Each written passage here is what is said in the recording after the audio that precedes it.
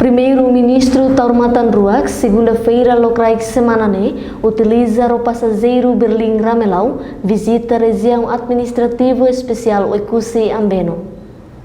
Quase 5:05 horas Timor-Leste, Primeiro-Ministro Taurmatan Ruak, o careta oficial do Porto Dili, acompanha a equipa de segurança especial. E a Porto Dili, Taurmatan Ruak, usa tempo quase minuto 5, a conversa com o membro do governo Balung Lebe, em ona base Taurmatan principal Ro Berlim-Ramelau.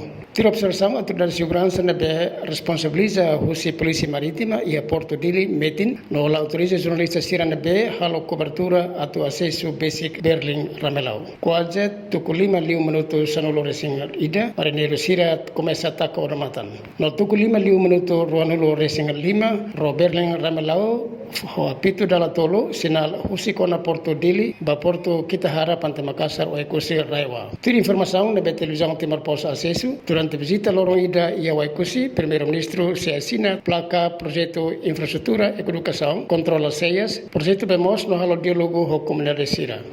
A foi atividade Sirane, Primeiro-Ministro se fila quedas mai Dili, o Ro Berlim-Ramelau, terça-feira locrai. Reportagem, equipa televisão Timor-Post.